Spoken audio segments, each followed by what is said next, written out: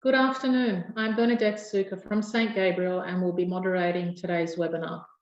Why Legacy Minerals is primed for gold and copper discoveries and how to participate in the company's IPO.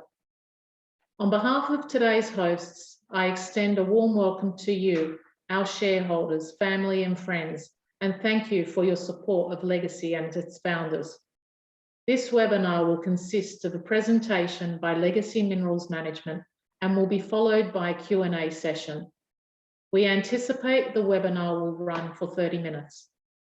Please enter your questions by clicking on the Q&A tab on your screen and typing in your questions. They will be addressed during Q&A.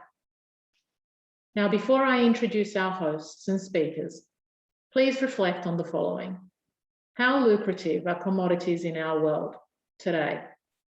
There are strong views by leading analysts and economists that we are in or about to enter a resources supercycle. All of this means nothing unless we own a part of it. Legacy Minerals presents an opportunity to do just that, focused on two key metals, gold, which in my mind is irreplaceable, and copper has been touted metal of the future. On this note, let's welcome Legacy Minerals IPO Joint Lead Managers, Global Investment Bank, CLSA, represented by Head of Corporate, Jeremy De Silva. St. Gabriel, a local corporate finance firm that I represent. From Legacy Minerals, welcome Non-Executive Chairman, Dr. David Carland. Afternoon. Managing Director, Christopher Byrne. And Director and Exploration Manager, Thomas Swart. David, no doubt our shareholders would love to hear from you. If you could please say a few words before we pass on to Chris to commence the presentation. Thank you. Thank you, Bernadette. And I would also like to welcome you to our webinar and thank you for attending. I was very pleased to be invited to join the Legacy Minerals board. The major reasons that attracted me to the company are opportunity to build on my recent Rex Minerals experience and other board experiences. Like you, I am very bullish on copper and gold. The range of tenements in the Lachlan Fold Belt, a highly prospective region with a long history of success. The old workings with known mineralisation to which modern exploration and mining methods can be applied at current commodity prices. For example, at Rex Minerals, we purchased the Hog Ranch tenements in Nevada that had been worked in the 80s. In a very short time, we reworked the historical data to develop drill targets that have been very successful. And our great team with an excellent mixture of experiences and fire in the belly. With that, I'll now hand over to Chris. Thank you, David. I'm going to share the screen. So welcome to today's webinar. I'll run through the presentation and get Tom on board for some of his opinions on the projects. So Legacy Minerals, gold and copper exploration company, we're primed for discovery in the world-class Lachlan Fold Belt of New South Wales. Particularly welcome to the webinar today, some of our existing shareholders, and thank them for their continued support. So we'll run through this webinar, I guess a bit more of the journey from the start of the year to where we are at the IPO and what the sort of exciting opportunities that oncoming and existing shareholders need to look forward to in the next couple of months post our listing. The disclaimer can be read at everyone's leisure. In terms of an investment snapshot, we're gold and copper focused IPO on the Australian Stock Exchange. We've got 5 significant gold and copper projects: Hardin, Ballura, Cobar, Fontenoy and Rocklea. What they do is provide exposure to the favourable market dynamics and conditions for gold and copper explorers and producers. We're looking to raise up to $7 million to further advance these tenements. From a project jurisdiction and exposure perspective, we've got some prime position in the Lachlan Fold Belt, and you'll see that on the next slide. We've got diverse mineral system exposure, including porphyry-related copper gold, epithermal silver gold, and Cobar type deposits. All known systems within the Lachlan Fold Belt that either A, exist as mineral occurrences or deposits or are operating as mines. We've got the right team who know how to make discoveries and how to develop them. We've got a package of drill-ready targets across our tenements, with campaigns planned to commence immediately post the IPO.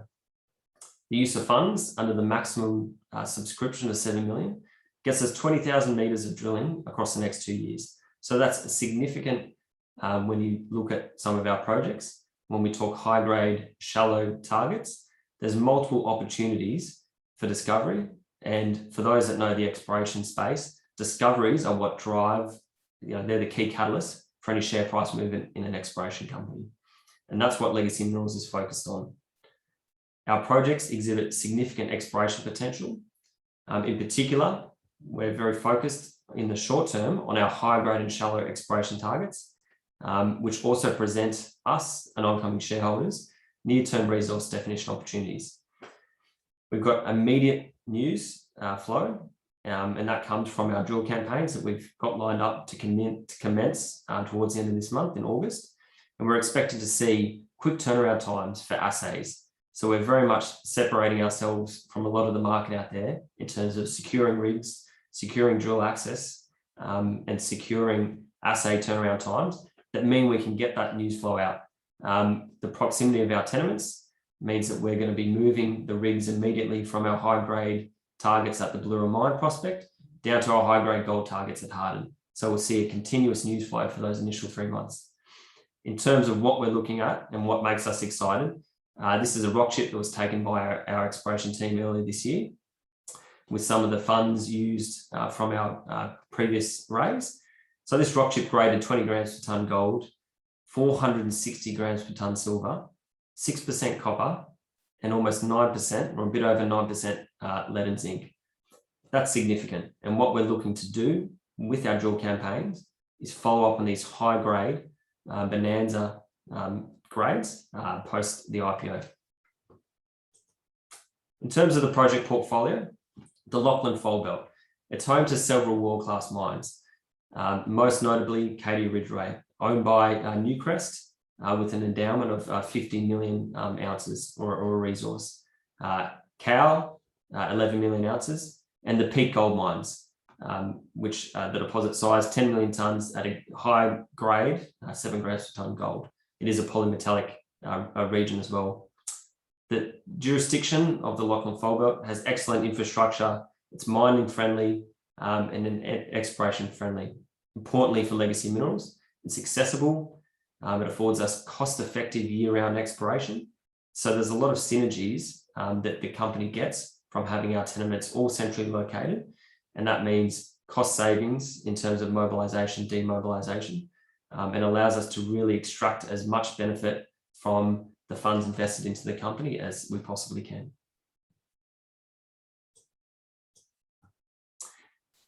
Onto the offer. We're very pleased to have CLSA and St. Gabriel as our lead managers for their experience in the capital markets and their proven track record of success, both nationally within Australia, but also CLSA with their global backing and brand. In terms of the indicative timetable, we're aiming for an admission to the ASX on the 26th of August, so towards the end of this month. I'll run through just some of the key details of the offer around the maximum subscription. So the total shares on issue upon listing and on the 7 mil raise will be 81 million shares, raising at 20 cents. This gives an enterprise value of $8.4 million. $8.4 million EV is significant when you look at the projects that we have, the historical production, our exploration peers in the district. And it will become pretty apparent when I talk about the Cobar tenement, just how competitive and compelling the enterprise value is. So there are a lot of IPOs on the market coming and going. We definitely believe that this package really does stand out, not only for the competitive price, but for the quality of the assets that we'll soon show you. From a corporate overview, under this IPO, there'll be an offer of 41% of the company to oncoming shareholders, which leaves existing shareholders representing 25%. And 28% from the board and management. It's a tightly held company in terms of that share structure, which does mean that there is good free float on the market post the IPO. Non-escrowed shares will sit around 13% of the maximum subscription. When we look at the exploration budget, I will highlight this figure, $5 million on exploration. So out of 7 million raised, that's over 70%. Again, this is substantial. When you look at peer comparisons to other exploration companies out here, we are putting the majority of our funds into the ground. So more money spent in the ground means more exposure to discoveries, and the more exposure to discoveries, the more opportunities to drill, the more times we get to really put those share price catalysts out to the market for our investors. So Legacy Minerals team, we've got the right people to make the discoveries and the team to develop them. We've got Thomas Wall, who's got wide-ranging experience, both in New South Wales, and in particular the Cobar Basin, as well as WA, with a focus on high-grade, narrow vein type mineralisation styles. Doug Menzies, non-executive director, he sits on the board of Godolphin, another Lachlan Fold Belt explorer, and he's got extensive national and international experience in porphyry and epithermal systems. So it's important to note the two skill sets of those geologists. When we talk about 5 diverse mineral systems, we have to have the right team that know what they're looking for and that have worked on these systems and they've successfully developed them before. So that's very important. They're complemented by the balance of the board. Dr. David Carlin, significant investment banking, commercial experience, ASX listed experience. As mentioned by Dr. Carlin, recently stepped off the board with Rex Minerals, who have seen some very great success under his tenure. Myself, my background is in engineering and infrastructure, primarily in the capital development of mining and exploration projects. Ian Morgan, our company secretary and CFO, and Matthew Wall, again, another seasoned trading, risk management, marketing expert in the mining exploration space. In terms of the projects, the first project that I'll introduce is our Cobar project. So Cobar project, it's centrally located in the heart of the Cobar region. You can see from this image here, to our east, we have Aurelia, market capitalization of a bit over or a bit under $500 million. They own the Peak gold mines, as well as some other mines to the south of our tenements. So they're an active miner and explorer in the district. To our north, Glencore, again, a world-class mining company, a market cap in excess of $40 billion. They operate the CSA mine, one of Australia's highest grade copper mines. To our north, we have Endeavour, a world-class zinc lead mine. To our east, we've got Sandfire, again, another significant miner and explorer with a market cap in excess of $1 billion. To our south, Manuka Resources, a recent entrance to the ASX. They brought Mount Boppy into production, a gold mine with a processing plant, and Peel Mining, who are a significant explorer in the region, and again, looking at progressing their satellite deposits towards production. So it's important to note before we even start to talk about the prospectivity, just who our peers are in this district here. And what stands out for Legacy Minerals is that $8 million enterprise value. So we're very, very exposed to significant upside from a Cobar type deposit discovery. And we consider the tenement to have the right ingredients that put us right up there with that opportunity. So the Central Cobar project, the highlights is that we've got these undrilled targets right next door to the Peak gold mines. And you can see how close the Peak gold mines are. So less than 2.5 kilometers from our tenement boundary. We've done a lot of work assessing the tenement. We've had work done last year with the New South Wales and federal government co-funding an AEM survey. What that has done is identified numerous conductors. So we've got geochemical anomalism on the surface.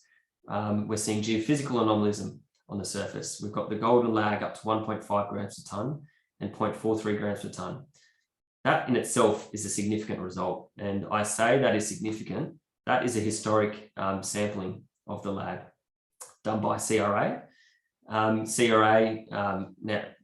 Rio Tinto now, they did a regional assessment looking for conducting this sampling program. And across the whole Cobar Basin, that area in Legacy Minerals tenure was returned the highest grades in the assays. So it's significant. The source of that mineralization is unknown, and it's really wide open for us to unpack that story. Importantly, the federal government, as I mentioned, and the state government have been interested and actively co-fund exploration with Legacy Minerals and with other miners and explorers in the district, because they see Cobar Basin as one of the premier mining districts in New South Wales in which to make discoveries and in which those discoveries get turned into mines. There's 8 operating mines in the district, there's mills processing, and there's a lot of exploration activity. So it's a really exciting place to be. In terms of this untested potential, I talked about the right ingredients, and you can see it here in the schematic quite clearly. Cobar style deposits are driven by structural complexity, so they're magmatically influenced. What we're seeing in our tenements is the right structural components.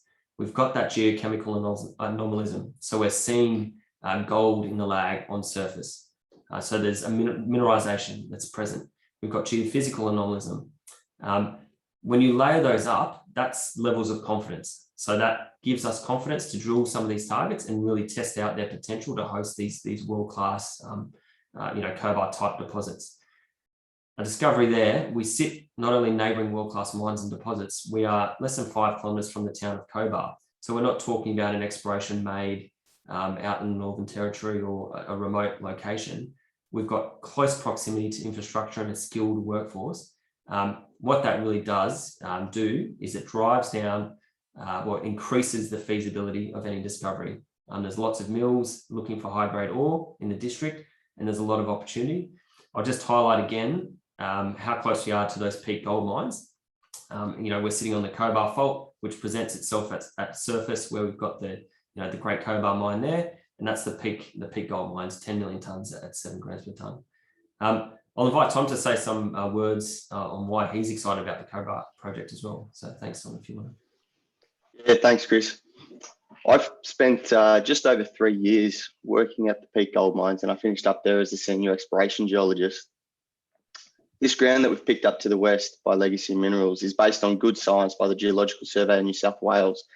And so the Cobar type deposits are primarily structurally controlled deposits. The fact that Legacy Minerals has control over the Mert Fault, a primary fault structure that strikes immediately through the center of our tenements for almost 35 kilometers, means that any discovery that's made on this tenement is very significant, and the project has all the right ingredients, in my experience, to host that Cobar type deposit. So we're seeing, like you mentioned, the right sort of geochemistry and structural complexity, and importantly, we've got those AEM conductors, IP and magnetic anomalies that have not been drilled, and the source of that anomalism not been found to date. So it's a very exciting place to explore, and a great one for Legacy to be holding. Thanks, Tom. All right, I'll go into Ballura. So Ballura, a different type of mineralization style. What we're looking at here is a low sulfidation epithermal. We've got drill-ready targets. So this is the tenement that we'll be drilling immediately post the IPO. So this is the one that our investors should be looking at in terms of the ASX announcements that will be coming out. And what we're really trying to do here is we're following up on bonanza grades that have been sampled historically. So it gives us a lot of confidence. Just to talk about epithermal systems and where this mine sits. To the north, you'll see an operating mine, which is Cow. So Cow is owned by Evolution. So that's a low sulfidation epithermal. It goes to show again that low sulfidation epithermal systems within New South Wales are known to not only host significant deposits, but again, are mineable and are currently being mined. It also generates a lot of interest from not only shareholders and investors, but also mining and exploration companies that actively look for this type of mineral system because of its potential to host world-class deposits. So the project highlights of Ballura. It's one of the largest epithermal alteration footprints in New South Wales.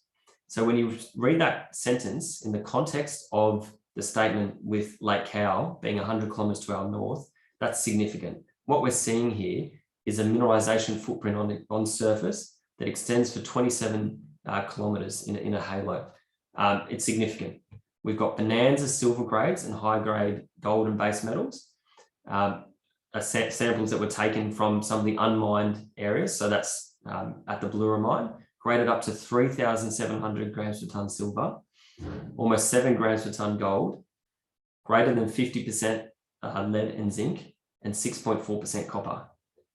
Now that is a significant assay, and it's important to note that hasn't been mined. So we have a lot of confidence around what we're seeing there, the mineralization.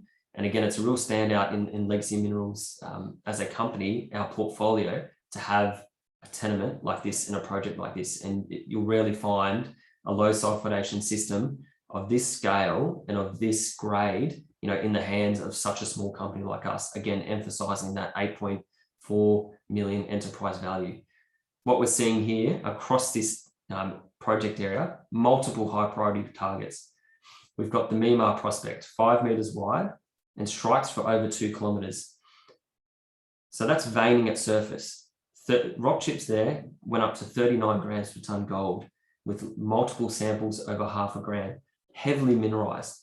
We've got the Gravel Scrapes prospect, again, another veining system very close to the Bluera mine. And we've got our high priority drill ready target at the Bluera mine prospect. A lot of geos really like this project because it's got textbook rocks. So there's some images there of Ginguro coliform banding. Again, grading high gold, 39 grams per tonne. Those rocks could be swapped out for many other known operating deposits in Australia. Take, for example, Krakau or Pachingo, Viranansi in Queensland. A big epithermal mining operations that are currently controlled by Aeris. They purchased that off Evolution. So again, these are the types of systems and deposits that the big miners and the big players look for. And the fact that we've got these rock systems here that give us a lot of all the indications that we are sitting on something that has the potential to be one of these large economic mines. So the Bluera mine itself, it's got bonanza silver grades. What we're seeing here, historically, it was mined with ore widths up to 3.5 meters. And those bonanza grades have come from unmined production drives. You can see here 60 meters, and they sampled across an average of 0.7 meters of the ore body, which was larger in their observation than that. Graded over 1,000 grams per tonne silver, 7.2 grams per tonne gold, 16% lead, 5% zinc, and copper. So it's a significant polymetallic grades that we're seeing there. It's open along strike and at depth. And when we look at this in a cross section, we're seeing a potentially very large ore body here that is a couple hundred meters long, very widely spaced drilling. And that drilling that has been done historically, some of those drill results there you see from the 70s, they give very encouraging indications as to the potential for the mineralization. And I'll sort of note just that some of the narrow widths that you sort of see in the intersects there, 0.45 meters at 100 grams silver, 4% lead, 11% zinc, and almost 5 grams a tonne gold. That 4.5, 0.53 and 0.8, when those assays, when they were drilled in the 70s, they only assayed the actual ore. They didn't assay any of the other stringer veins that sort of sat in the oxide zone. So we've got a real potential to blow this out. There's a lot of confidence around the consistent high grades that we're seeing here, that again, we talk about, this is a project or a prospect that has the potential for near-term resource definition. So it's exciting. And I'll invite Tom just to say a few words on what he likes about the Bluera prospect. Yeah, thanks, Chris. Well, I can say that the rigs have been secured, contracts have been signed, and as soon as we're listed on the ASX, this is going to be the first project that we're drilling. As Chris mentioned, the high grades here, but in particular, the widths that we're seeing in historical data mean that success here lends itself to modern mining methods. So those widths and grades are amenable to modern mining methods. So we're very excited. I'll also point out that this area has never had EM, downhole EM, conducted on their drill holes. And that's been used to great success recently by companies such as Chalice or Aries with their Constellation deposit, Helix with their discoveries. Massive sulfide deposits are prime for the use of downhole EM, and that will go a long way to producing further high conviction targets with the success that we might have here. So we're looking forward to it, and yeah, we're very excited to have those rigs secured and ready to go. Thanks, Tom. So I mentioned before just about the proximity of our tenements to each other and what that means in terms of quick turnaround for drill campaigns and quick turnarounds for news flow. So as soon as we're finished up at Ballura, we'll be moving the rigs to Harden, 40 kilometres away approximately. Again, that just means we've got that continuity of news flow. And at Harden, we then all of a sudden, within a short space of time, not only have we drilled out a high grade target at Ballura, we're now got the opportunity again for the shareholders. We're drilling these high grade, long forgotten historic gold mines in the Harden district. So when I say the project highlights for Harden, one of these highlights is these historic high grade mines that we see. So 75,000 ounces at 28.6 grams per tonne. So that's significant in the context of the year that that production occurred. So most of that occurred up until 1919. We had production grades up to 50 grams per tonne gold. Again, quite significant. It's mineralized from surface. It's open along strike and down plunge. We're seeing extension, faulting. The strike of these mines extends, the known workings, often for 700-900 meters, but we can see the extent of the strike in the magnetics for up to, and in the surface, up to sometimes 10 kilometers. So it's significant. And some of the work we've done this year is to try and define those. And we've done some soil program over the Harden mine area, got up to 5.9 grams per tonne gold in soils. That's a significant figure.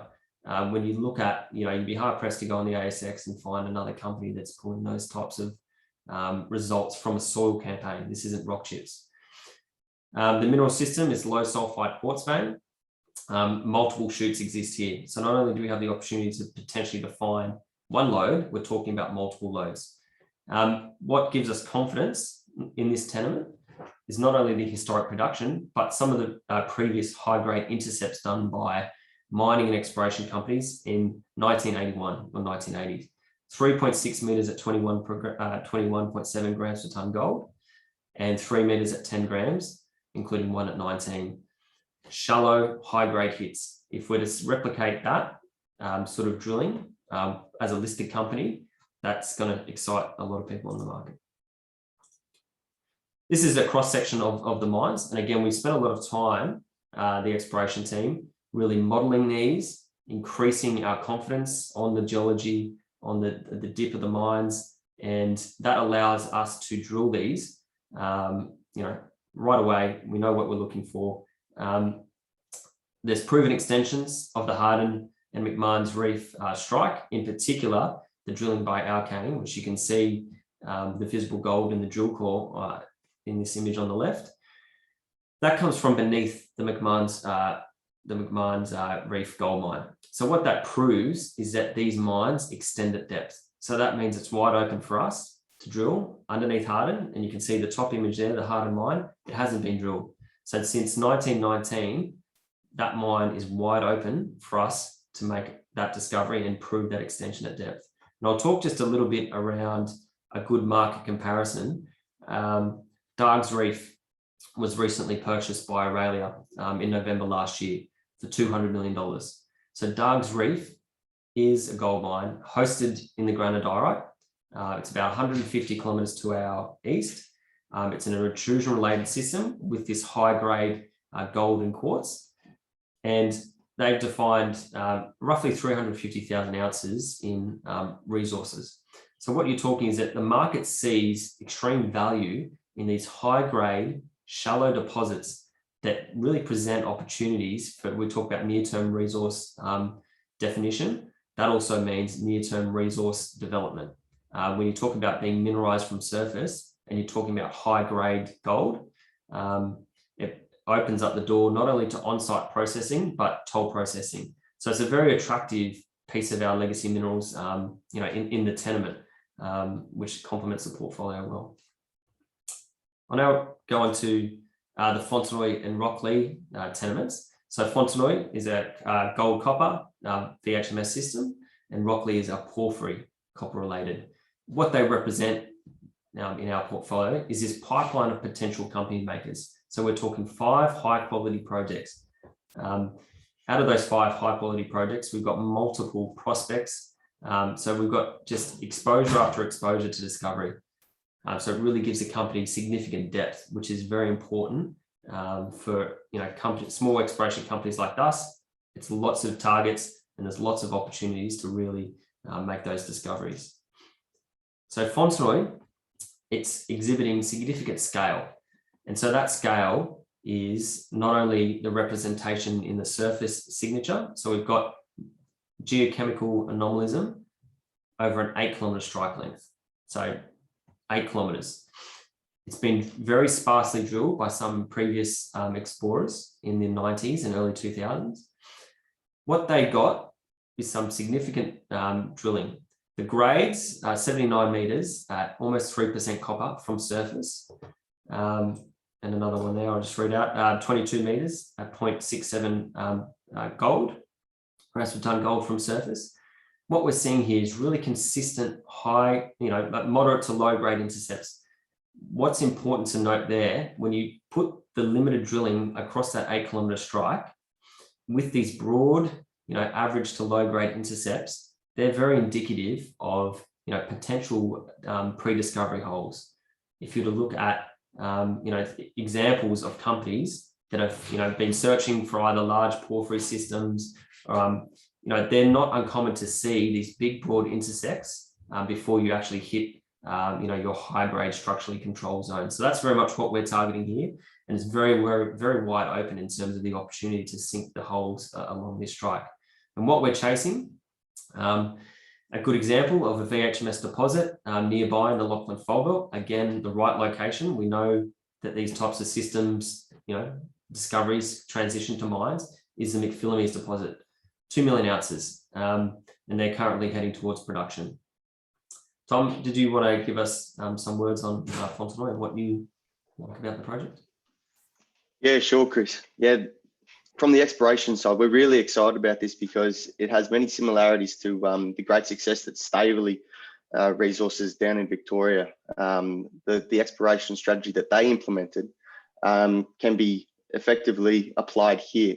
Staveley, as Chris mentioned, was chasing the Thursday's Gossan, a large lower grade ore body that had been defined, and they were looking for the source of it.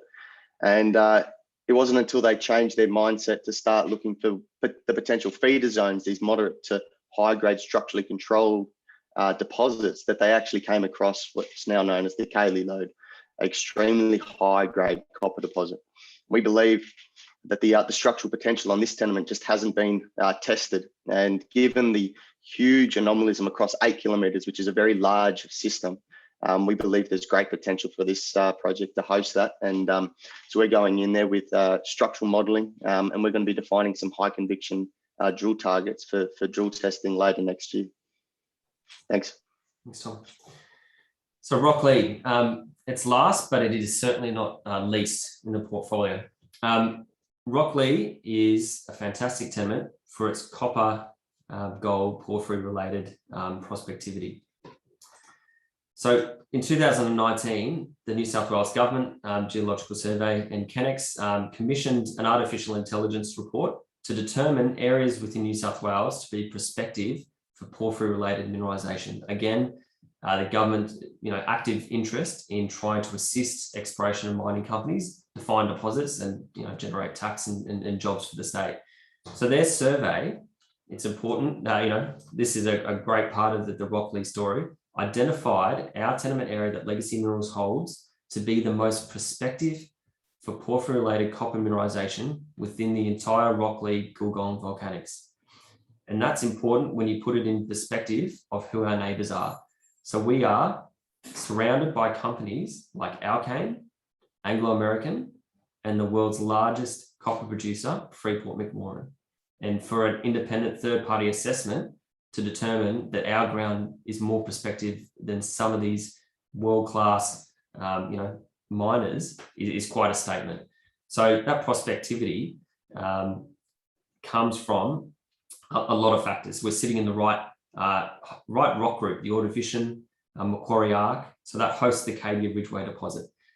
which is really the Cadia, North Parks. They're the targets of this type of tenement, the porphyry-related system. We've got high-grade historic copper mines grading up to 23% and rock chips on surface up to 4%. Again, you put that in the context of that prospectivity model, and that's pretty tantalizing when you're talking about it's been known to have been worked historically, graded up to 23%. So the copper mineralization is there. And from a modeling perspective, it's really quite a textbook, we're sort of unpacking it to be quite a textbook example, hopefully, of what a porphyry-related system looks like.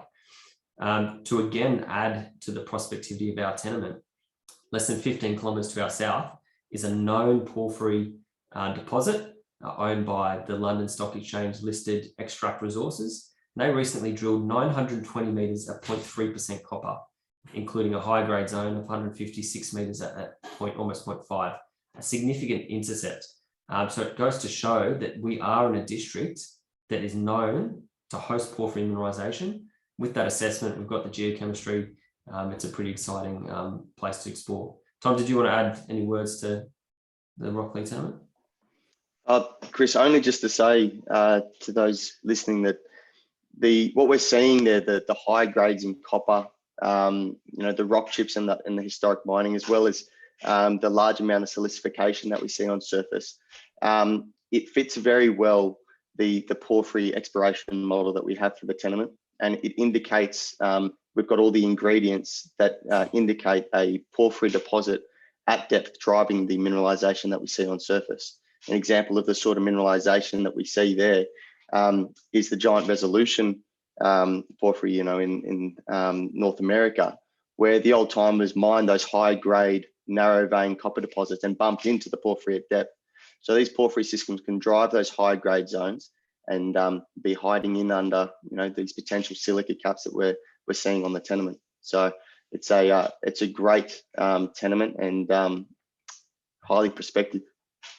Thanks, Tom. And before I go to the next slide, I'll probably just point out, because it's good to set the context for what an exploration discovery does for a company's share price. And I'll just talk briefly about, for those more familiar with the industry, and Alkane Resources, they made the Boda discovery. Again, in the Macquarie Arc, looking for porphyry, it's a porphyry-related discovery. Virtually overnight added $200 million to their market cap. So that's the significance that a potential porphyry discovery can do to an exploration company. They are a mining company as well. So it's important, again, to note that prospectivity and that discovery potential. They are the catalyst for share price drive. So on to the indicative timeline and budget. We've got Ballura and Harding getting drilled immediately post the IPO.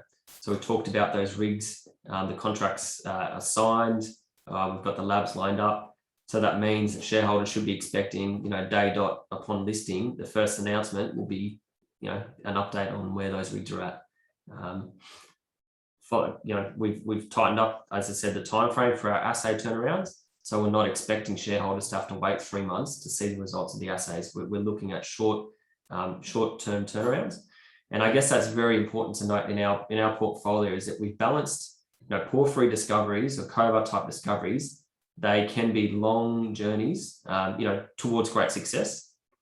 We balance those longer term discovery journeys with, I guess, these real high grade, high impact, immediate discovery opportunities. So again, if you look at many exploration companies on the market, we're very, very well balanced with that. That depth gives us diversity, and it also means news flow.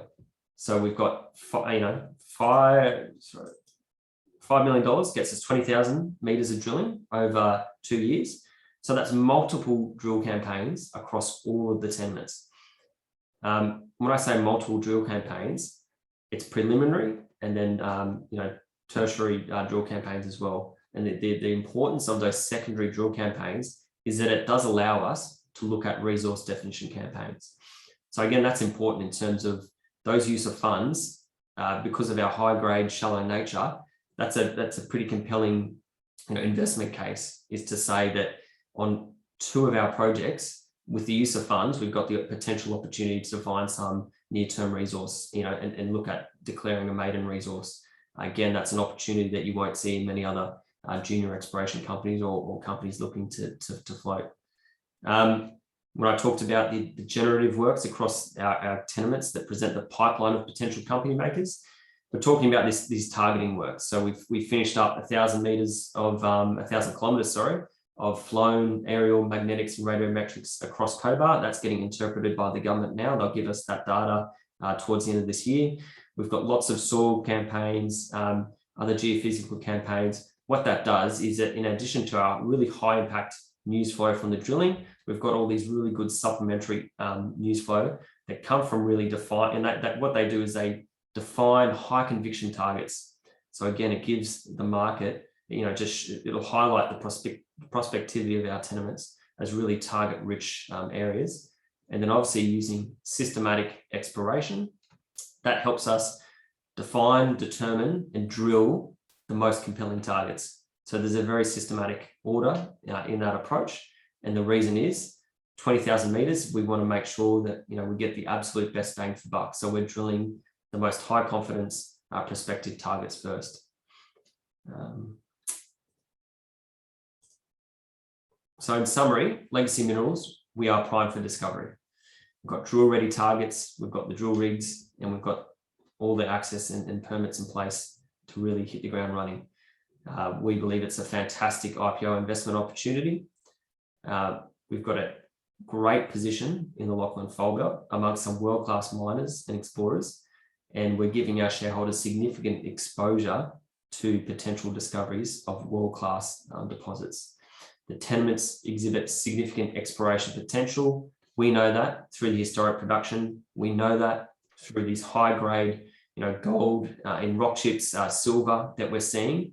Again, there's a lot of confidence here. And importantly, we've got the right team behind it. We've got the right mix of, the grey hairs and the young enthusiasm to really drive these tenements forward, unpack them, and deliver return for our shareholders. So with that, I believe I'll hand over to Bernadette. Thank you. Thank you, Chris and Tom. That was it's a great story and with so much potential. Just a reminder to everyone, please enter your questions by clicking on the Q&A tab on your screen and typing in your question. Before we move on to Q&A, Jeremy De Silva from CLSA has a few words to share. Thank you, Jeremy. Hi, everyone. Thanks for taking the time and continuing to support the Legacy story. I guess why we're involved. So a little bit of background to CLSA, where we are the third largest investment bank in the world, headquartered in Hong Kong, where I guess the Macquarie equivalent up there. So we're excited about Legacy. We've been looking for a while for a small cap resources IPO to get behind and support, and this is one that ticked all the boxes for us, with strong exploration upside, the right commodities, and the management team, that can with the skill and experience to develop the projects. I guess just while we've been looking at all these projects and we've seen a number of small cap IPOs, I think this really differentiated in the market with with its high quality historic grades, and also the prospectivity is just unparalleled, when normally you're seeing a couple of guys pegging some ground in WA. So this is a well considered, well thought out exploration company, and it's one we want happy to support. And so I think as Chris sort of mentioned, through the enterprise value of 8 million, we think that's compelling value, where should be at least sort of multiples of that. So I think we expect this to trade well, and we're excited to get behind it. Excellent. Thank you, Jeremy. A very encouraging message there. Now we will commence Q&A. I will announce each question and refer to our speakers for answers. Our first question: the legacy exploration opportunities, the legacy exploration opportunities seem incredible. How come others have not identified the prospectivity? Tom, to you. Thank you. Thanks, Bernadette. Thanks for the question. Part of the answer to that is that the areas that we are looking at, in particular Rockley and Cobar, is based on new science. And we had first mover advantage in the identification and the application of that new science. That first mover advantage had secured both of those tenements. And then lastly, it was a range of experiences that identified the remaining projects as having that potential to host economic mineralisation. The grades that we're seeing, that we understand through our experiences in the mining industry, as well as exploring for these types of deposits, we have a good sense of what makes up an economic deposit.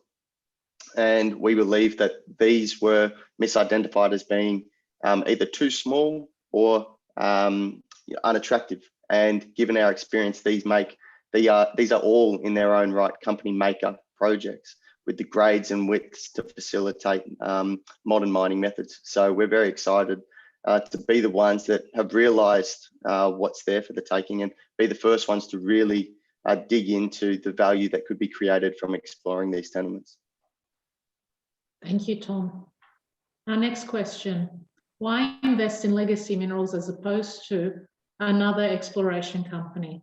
Chris, if you may answer, thank you. No, it's a good question, but a very pertinent one considering the market at the moment. There's three good reasons: the right rocks, the right location, and the right people. So when I say the right rocks, we're gold and copper focused explorers. So we're targeting the right commodities, both with the short-term gold demand and obviously the longer-term sustained demand that a lot of the analysts are going to see, they see with copper. So not only is our commodity focus right, we've also got the right mineralization. We've got the evidence that supports the fact that these tenements are mineralized. So we're seeing that gold and copper through drilling, through intersects, through assays. So we know we've got the right ingredients. It's a good saying, rocks talk. When I say we've got the right location, I'm talking about the Lachlan Fold Belt. I'm talking about Cobar. So we're within areas where, again, if you have the right rocks and you're able to drill out an economic resource, they have the opportunity to the bar is lower to a mining operation, particularly for Cobar. So we're centered ourselves in areas where we're located close to townships. We've got no sovereign risk, having 100% ownership of the mineral rights and good land access. So again, they're all factors that really set the Lachlan apart as a great place to explore. Obviously, no native title issues for any of our projects. And then lastly is the right people. So again, we've got the right team with the relevant mineral system experience and the relevant corporate experience that have made discoveries before and that have worked in delivering returns for shareholders on the ASX. And probably, I know I said are three good reasons, but the fourth good reason is when we say we're drill ready, we are drill ready. A lot of companies come out and they say that they're drill ready or they've got drill ready targets and they hit the market and they're still floundering 2 months later because they haven't got things sorted. By operating for as long as we have, we've taken the time not only to put together a package, we've modeled the tenements, we've digitized workings, we know where we're going, we have the rig secured. So those news flows are really, pretty much guaranteed. We are so confident in them. So they're the points of difference. Thanks, Mona. Thank you. Our next question for you as well, Chris. How much do you really need to spend to properly drill out all these areas over, say, the next 3 to 5 years? And that's a good question because it depends what you're looking for. So as an exploration company, the value that we realize for shareholders is through discovery. So for us to make an economic discovery at Bullura or Harden or McMahon's Reef, we're talking about a drill campaign that would involve as little as 1,500 meters to drill intersects that would be economic widths. That's a share price catalyst in itself. If we're to talk about what's drilling out towards a resource, again, the high grade shallow nature of the Harden, Bullura and McMahon's Reef mines, it's quite a different story to your porphyries and your Cobar type. They're very deep pocket drilling. but we still get the the discovery exposure to put in holes that would prove the potential for mineralisation there, or potentially prove. So to do a JORC or a maiden resource campaign at Ballura and Harden Mines Reef, relatively little. It depends on what our first drill results look like. But again, because we've modelled these systems, we've got historic drilling, we can quickly build together the relevant intersects from a QA/QC perspective. So it's very feasible within that 20,000 metres that we may be able to bring in 2 projects to a JORC compliant resource if the drilling goes well. So that's very big blue sky. Now to then transition those to bankable feasibility studies, or that's probably where it takes, if say 4,000 meters gets you a JORC inferred resource at Ballura, for example, to take that to a measured and indicated, you're probably talking at least doubling that drilling. But again, it's really the focus is on those immediate discovery opportunities that come through those, the 20,000 meters that we've got. Thanks, Bernadette. Thank you, Chris. Tom, question for you. Is the exploration prospectivity countered by the difficulty of development of a deposit in New South Wales? Thank you. No, thanks, Bernadette. No, I don't believe it is. And the reason I say that is because now more than ever, we have the support of the government to try and drive the mines of this future. Chris touched on just how much work the government of New South Wales and how much money is being put into the ground to try and identify these areas that have the potential to host economic mineralisation. Mining is seen as one of the easiest ways to bring jobs to the economy and money into people's pockets, as well as, of course, the tax for the government. So we've seen great support, and now more than ever, when people go through the process of trying to permit mines, there's been a lot of good work that is done historically that is showing people that mines today can be done in a socially and environmentally friendly way. And some great examples of that are what Regis has been doing with their McPhillamys deposit, as they make great strides towards turning that into a mining operation, as well as Dargues Reef. So there's some fantastic examples, and we've got some great support, and so any discovery is really leveraged to the potential of future development. Thank you, Tom. Apologies, just a small technical error. Okay. Next question, also for you, Tom. There will be 20,000 meters of drilling over the next 2 years. What has been completed by LGM to date? Thank you.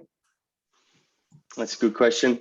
And thanks, Bernadette. So Legacy has done work across all its tenements, and we approach it in a very systematic way, and we use the same tried and tested methods. So we firstly have gone through all the historic data, collated all the historic data across all the tenements, and reprocessed all the historic data, geophysical and geochemical where possible.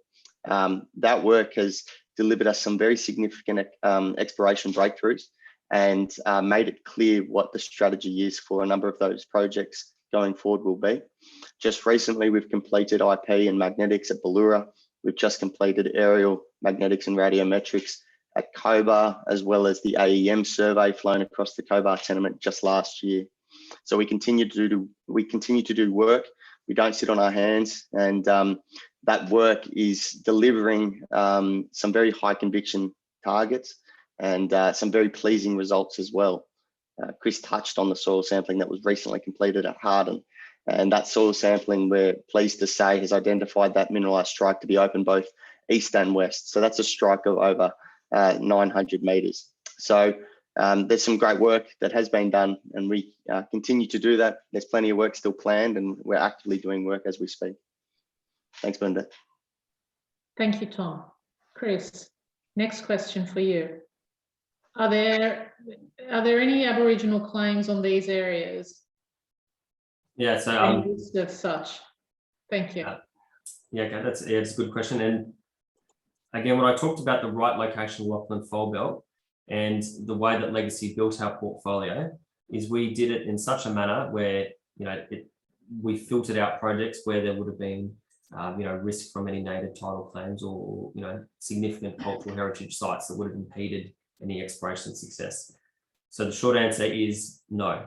We've got no native title claims across any of our tenements.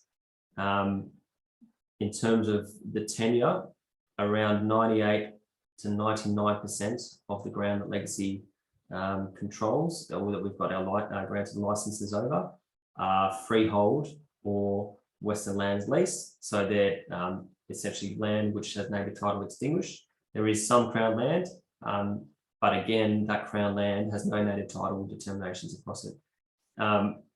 So yeah, we're very fortunate. And again, it's a standout for us that if you look at WA or other jurisdictions, it's a really compelling reason to get involved in exploration in New South Wales, just because it's a significant risk factor that we don't have. So it's a great area to explore. Great, thank you. I think the next question, Jeremy, I'll hand this question to you. In relation to book build and investor interest in this IPO, if you could briefly give an outline on where we're at. Sure. So the company's looking to raise between $5 and $7 million to fund the exploration program that Chris and Tom have walked everyone through. So, obviously, the company and the jointly managers, which includes St. Gabriel and CLSA, want to position the company to excel in the aftermarket, i.e., share price pop and continue to grow. So we've had strong interest from a number of retail groups as well as leading institutional investors in this space. So we're the book is growing strongly and healthy at the moment, and so we're excited and sort of happy to be behind it. Thank you, Jeremy. And lucky last question will be for, sorry, I've got a few here. Okay, Tom, with prospects like Hardin, can you speak to some reason why these may not have been drilled in the last 100 years or so? Thank you, Tom. Yeah, sure, Bernard, that's a good question. Hardin is an example across our portfolio of these projects that thankfully have undergone and been exposed to numerous exploration companies that were either looking for different types of deposits. So in the case of Hardin, for example, it was many years it was tied up with a company that was looking for diamonds, or across some of the other projects, companies were looking for other types of mineralization. One of the other factors that has been brought to light since the 80s, the price of gold and copper amongst the other base metals and silver is significantly different. And so we're seeing mines that may have previously been forgotten or only looked at with the eyes of open pit potential. We're pleasingly going back and identifying these as very convincing underground mining potential targets. So there's some of the reasons as to why these projects have been missed. Thank you, Tom. And we'll take this final question, Chris, if you could answer. Once the IPO funds have been exhausted, where are we sourcing the next round of capital to fund the projects? Sure, yeah, very pertinent question. So essentially $5 million in exploration costs gets us significant exposure to discoveries. So what those discoveries would do to our share price is drive them northward. Once that share price is hopefully higher, we can look at either raising money on the capital, in the equities market to develop our projects further. That's obviously one option. A second option is joint venture partners. So there's strategic partnerships, again, dilution on the project-based level to take the projects forward. A very likely option for Legacy, considering where we sit with our neighbours and the constant interest and door knocks that we get from some of the big players in the market. So that's an exciting space for us. And the other sort of way to fund these projects, which is again, we've got this exposure to these high grade, potential near-term resource definition projects, where there's the options for debt funding scenarios. So if we consider that it's worth Legacy Minerals taking on some sort of debt funding arrangement to take one of these projects forward through the feasibility stage or through whatever the required banking feasibility studies, etc., towards production development, that's also an option as well. So I guess we're quite there's lots of options to I guess raise money on the market. Yeah. Great, thank you. That brings our Q&A session to a close. I hope you, Legacy's valued shareholders, have understood the significance of your investment and the significance of the Legacy Minerals opportunity. Without doubt, a diamond in a haystack. The opportunity to participate in the IPO is open to all existing shareholders.